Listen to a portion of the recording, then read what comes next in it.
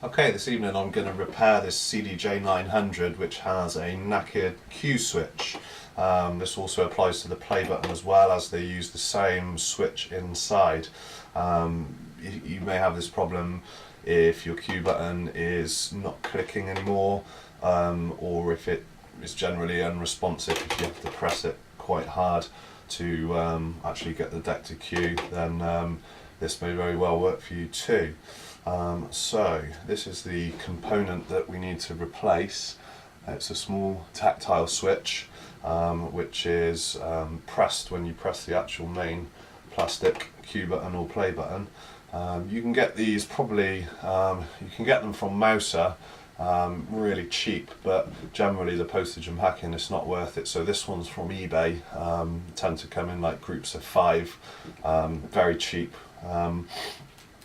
Some of the tools that we're going to use are, need a couple of screwdrivers, Phillips head, flat head, some wire snips here, and we're going to be doing some soldering, so you need some basic soldering skills. So I've got my soldering iron here. This particular one's a temperature controlled, but you know, any soldering iron should be fine.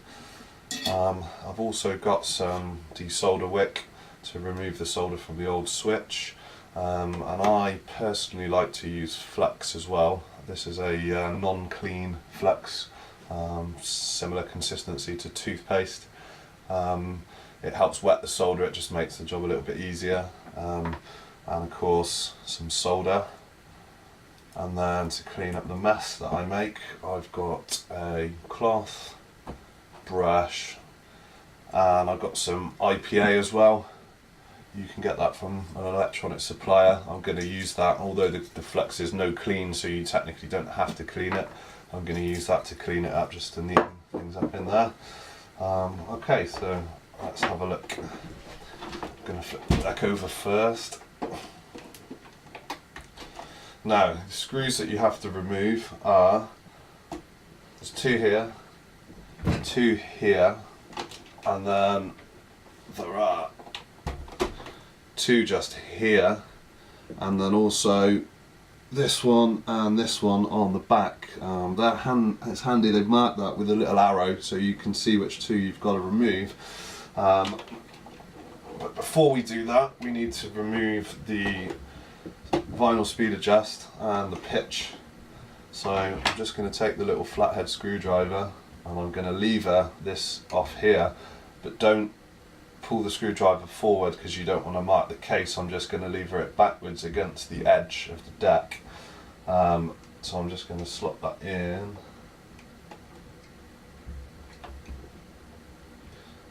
And lift that, and the same here. Okay, so we can flip it over. So like I said, speed things up, I've already removed these 2. So I'm just going to remove this one here. Now I like to pile my screws up in a line in order. It helps me remember which one comes out when. So I'm going to add those to my pile.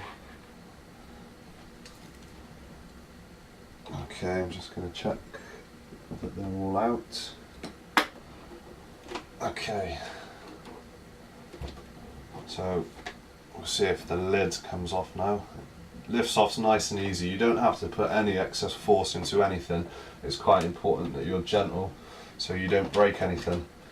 So once you're inside, the first thing to do is get rid of the bottom half because we're not interested in it. So I'm just going to really gently pull the ZIF connector out here, taking care not to cause any damage. And I'm just going to get rid of the bottom half. Okay, so here we have the top half, and obviously we're interested in the Q button just here. So this circuit board here is the one that we need to take out. There are quite a few screws. I've taken most of them out just to speed things up a little bit. I think there's about 10 or 12, so I'm just going to take the remaining 2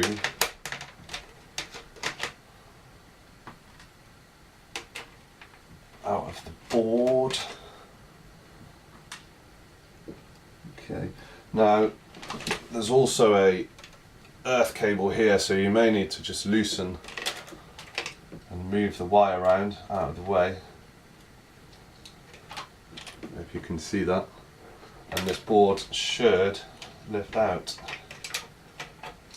Obviously take care, again, the ZIF connector needs to gently, very gently be taken out, and now we have the board that we're interested in.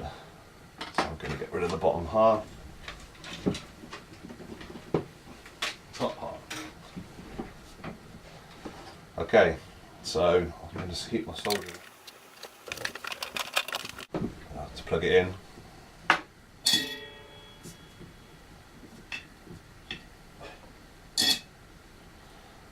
Okay, I'm going to turn my light on.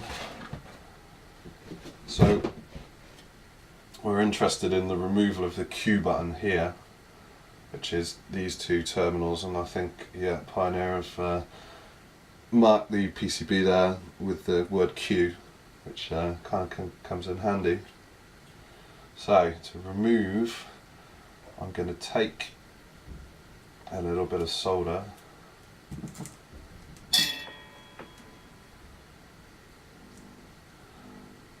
and I'm just going to apply some fresh solder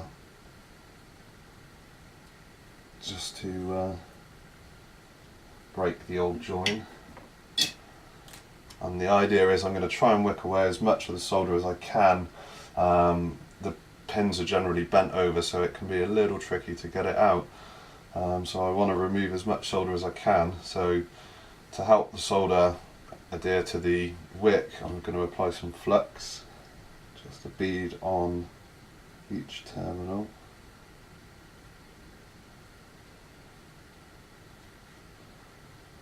Like so. And I'm going to wick away as much solder as I can. Just double check that's the wrong.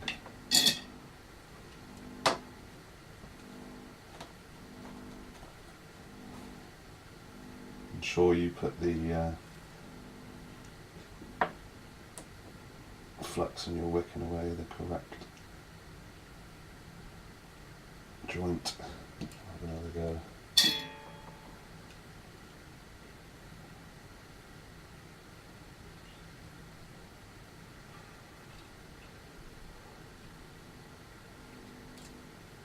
You can usually see the wick, the solder coming into the wick, you know it's doing the job, so that's looking good. If you can see, try and put a photo in there or something.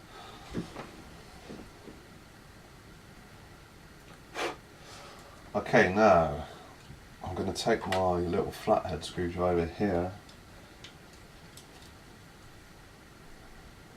I'm just going to use to pry at the switch. I'm going to find a little flat underneath. It's actually come up nicely there. And that's the old switch out.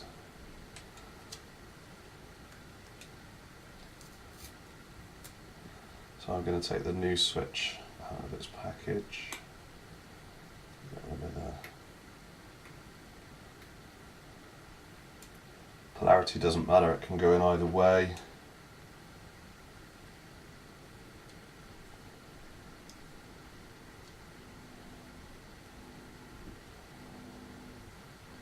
Again, a little bead of flux just to help.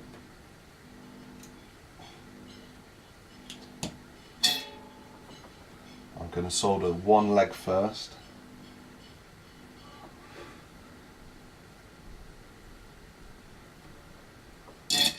I'm just going to check that it's flat. All seems good to me. So I'm going to finish the soldering.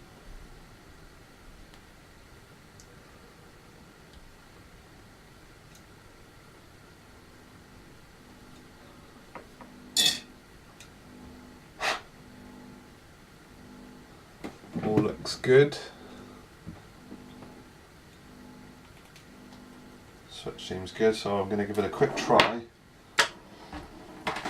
just to see if the action mechanism works okay.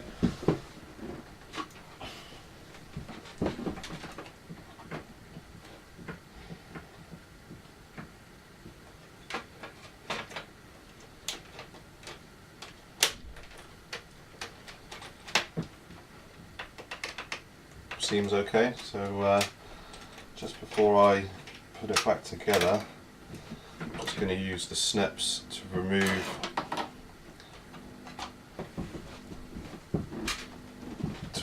the legs.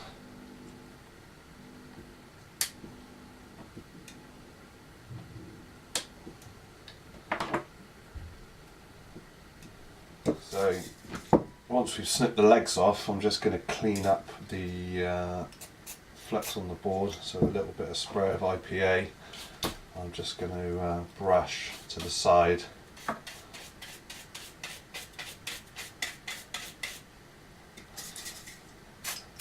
You can spend all night trying to clean the flex off. I'm only going to neaten things up a little bit here because it's no clean flex that I'm using, so it won't corrode the board or cause any problems. So there we have it, that's pretty much the completed repair. So we'll pop things back together and see if it's worked.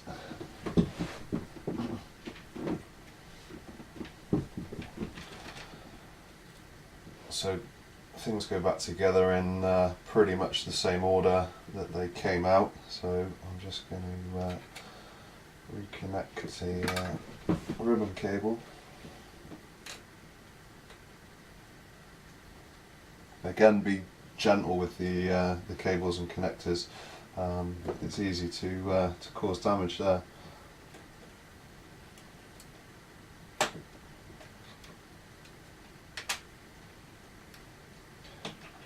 I've just learnt the ribbon cable comes over the top.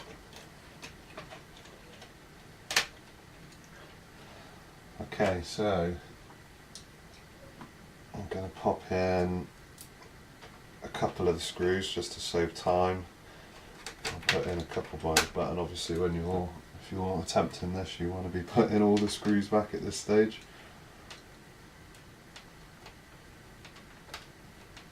Just be careful that you don't cross thread the plastic because it's easily done. Not too much force on the screws.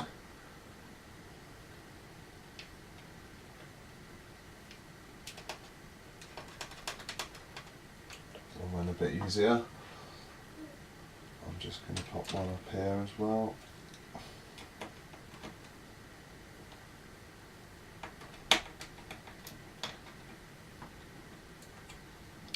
Okay, so we need to join the top and bottom halves.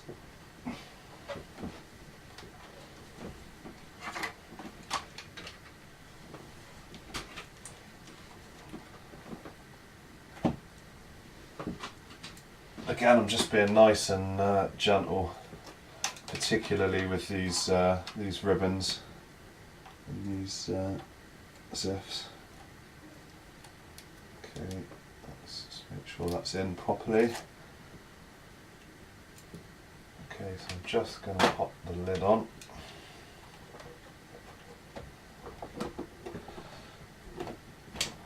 And I'm going to connect the power. I'm going to be wanting to put all the screws in at this stage that you took out earlier if you're attempting the repair yourself, but I'll just try to see if this works. So I'm going to power the unit up.